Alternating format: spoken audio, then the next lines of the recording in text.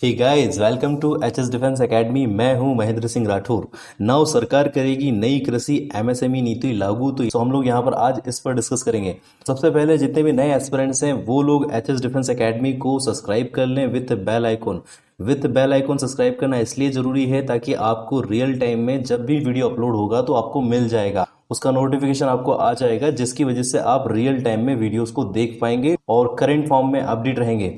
सो चलिए देखते हैं यहाँ पर कृषि एमएसएमई नीति है क्या, जिसकी वजह से कृषि और छोटे उद्योगों को हो सकता है लाभ।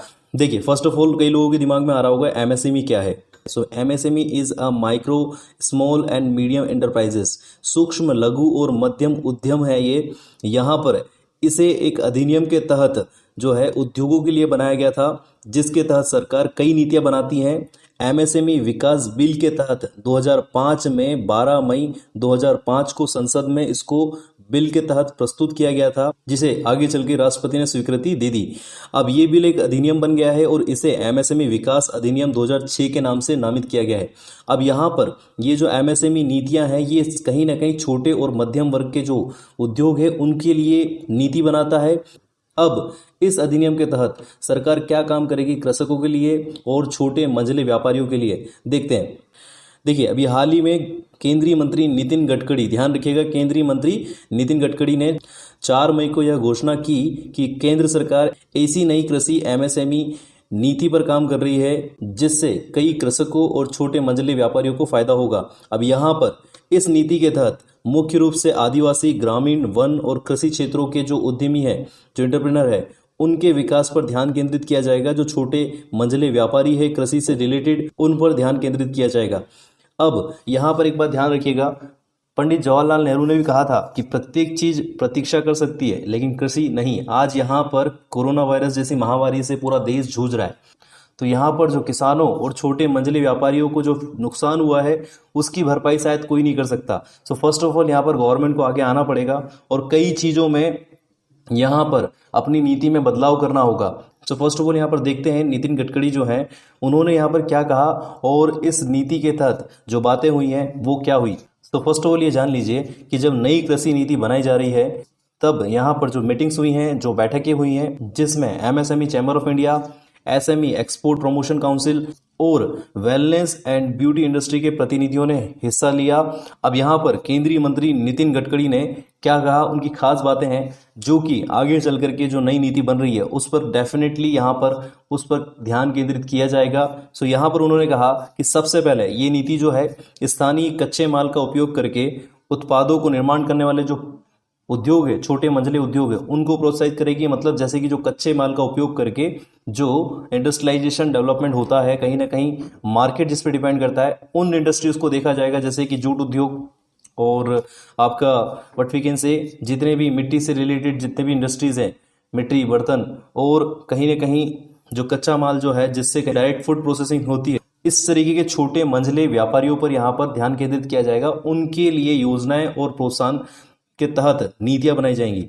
अब यहाँ पर एक बात और कही उन्होंने, विदेशी आयात को घरेलू उत्पादन से बदलने पर ध्यान दिया जाएगा। मतलब कि सीधी सी बात है कि विदेशी आयात को अब सेकेंडरी करना पड़ेगा और घरेलू उत्पादन से रिलेटेड जितनी भी समस्याएं हैं और जितनी भी नीति रिक्वायर्ड है उनको लागू करके इनको प्रोत्साहन दिया जाने का बात कहा है यहाँ पर। इसके बाद देखिए, अब यहाँ पर जो कोरोना वायरस जैसी महामारी जो फैली हुई है, पूरा विश्व यहाँ पर कहीं ना कहीं इस बीमारी से परेशान हो चुका है और इसको देखते हुए कई देशों ने चाइना को यहाँ पर टारगेट किया है और चाइना से जितने भी इंडस्ट्री हैं उनकी वो उठा करके किसी और देश में स्टेबलाइज करना यहाँ पर शुरू कर दिया है। कई देशों ने यहाँ पर चाइना को बाइकआउट करना स्टार्ट कर दिया है।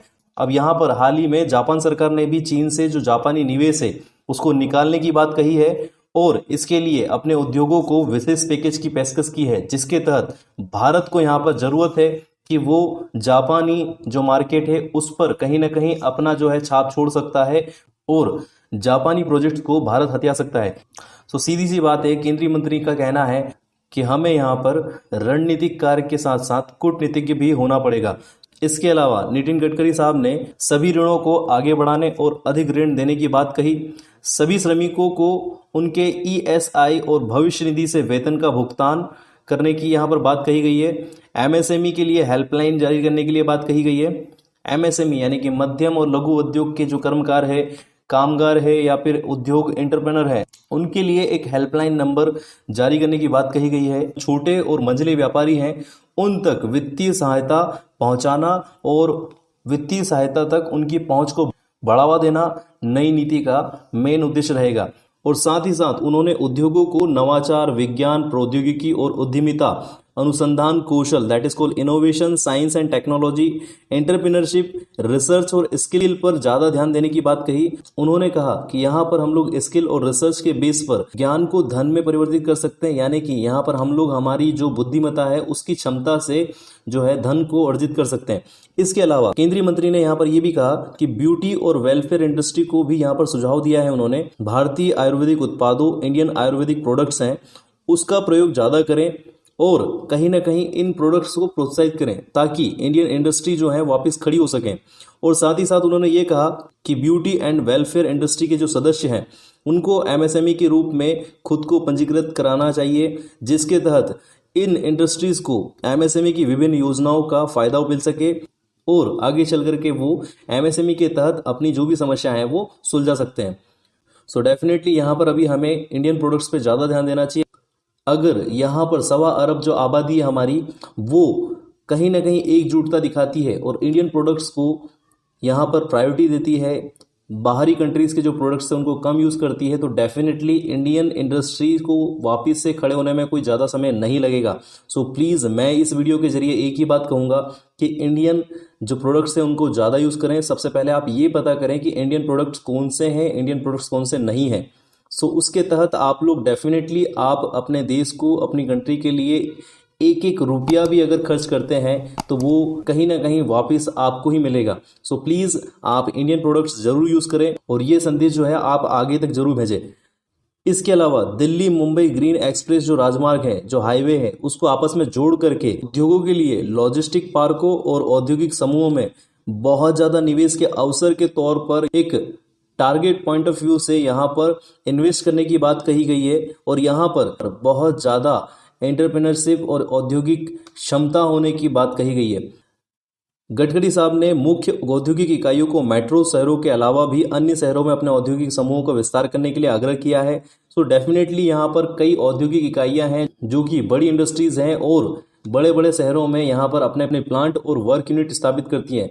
तो यहाँ पर केंद्रीय मंत्री ने यही कहा है, नीति के तहत हमें अब छोटे और मंझले जो शहर हैं उन पर भी ध्यान देना होगा, वहाँ पर भी वर्क यूनिट स्थापित करनी पड़ेंगी ताकि कई लोगों को रोजगार मिले और उनको बल मिले। तो डेफिनेटली छोटे गांव और मंझले व्यापारियों को यहाँ पर फायदा होगा इससे। और यहाँ पर कहीं ना कहीं जो मेट्रो स्टेशन हैं वो पहले ही डेवलप हो चुके हैं, तो हमें जो अनडेवलप्ड एरिया हैं उनको डेवलप्ड करना चाहिए। इसके अलावा यहाँ पर एक बहुत बड़ा कदम और उठाया जाएगा। एमएसएमई मंत्रालय ने आयुष मंत्रालय के साथ एक समझौता, एक मेमोरेंडम ऑफ अंडरस्टैंडिंग हस्ताक्षरित किया है, जिसके तहत यहाँ पर विशेष रूप से कौशल प्रशिक्षण और उद्यमिता, इनोवेशन, साइंस एंड टेक्नोलॉजी और रिसर्च पर काम किया जाएगा, जिसके तहत एमएसएमई की जो विभिन्न योजनाएं हैं उनको आयुष क्षेत्रों में भी बढ़ावा दिया जाएगा। मतलब कि यहाँ पर जो आयुर्वेदिक विज्ञान है या फिर यूँ कहें कृषि क्षेत्र से जुड़े जितने भी जड़ी बूटियों से या हर्बल प्रोडक्ट्स है यहाँ पर उनको बढ़ावा दिया जाएगा और एमएसएमई जो योजनाएं हैं यहाँ पर लागू की जाएगी। सो ये बहुत बढ़िया प्लानिंग पॉइंट ऑफ व्यू से यहाँ पर काम किया जा रहा है। इसके तहत अगर देखा जाए तो यहाँ पर इस तरीके के इनिशिएटिव जो कदम है उठाना बहुत जरूरी है। सो आई होप यहाँ पर जो नीति बनाई जा रही है वो कहीं ना कहीं कारगर साबित हो और इंडियन इकोनॉमी को यहाँ पर कहीं ना कहीं बल मिलेगा। सो ये था नई कृषि नीति के स्ट्रक्चर पर discussion. So maybe I hope अच्छी नीति यहाँ पर बनेगी जिसके तहत कृषकों और उद्योगों को फायदा होगा। तो आई होप आपको ये वीडियो बहुत अच्छा लगा होगा। सो प्लीज आप इसे लाइक और शेयर जरूर करें। आपका लाइक मेरा मोटिवेशन है, आपका शेयर मेरे फ्री एजुकेशन रिवॉल्यूशन को बढ़ाएगा। सो प्लीज़ आप मेरी सर्विसेज को उन स्टूडेंट तक पहुंचाएं जिनको रिक्वायर्ड है और कहीं ना कहीं यहाँ पर ज्ञान बांटने से बढ़ता है। सो आप लोग बढ़ेंगे, आप लोग प्रगति करेंगे, देश बढ़ेगा। प्लीज़ आप इस वीडियो को शेयर जरूर करें और साथ ही साथ फ्री एजुकेशन रिवॉल्यूशन के तहत एचएस डिफेंस एकेडमी को सब्सक्राइब करें विथ बेल आइकॉन ताकि आपको नए वीडियोस नोटिफाई हो जाए, आपको नए वीडियोस मिलते रहें। इसके अलावा अन्य बहुत सारे सब्जेक्ट्स यहाँ पर धीरे धीरे हम लोग कंप्लीट करेंगे। जो सब्जेक्ट्स यहाँ पे कंप्लीट हो रहे हैं टॉपिक वाइज उनको जरूर जाके देखिए, जैसे कि इन्वायरमेंटल साइंस और पॉलिटिक्स और जियोग्राफी, इन पे हमारा टारगेट रहेगा। कहीं ना कहीं और भी अन्य टॉपिक्स पर मैं बात जरूर करूंगा। सो प्लीज़ आप लोगों का सपोर्ट चाहिए। सो आप यहाँ पर फ्री एजुकेशन रिवॉल्यूशन को बढ़ाएं। साथ ही साथ आप मुझे फॉलो कर सकते हैं फेसबुक, इंस्टाग्राम, ट्विटर और टेलीग्राम पर with name of Mahendra Singh Rathore और एचएस डिफेंस एकेडमी। यहाँ पर आपको फ्री ऑफ कॉस्ट लेक्चर्स की पीडीएफ मिल जाएगी जो कि आपके यूपीएससी और एमपीपीएससी और अन्य कॉम्पिटिटिव एग्जाम्स में हेल्प करेगी। सो मैं यही चाहूँगा कि आप यहाँ पर प्रगति करें। Thank you so much. Mahendra Singh Rathore, जय हिंद।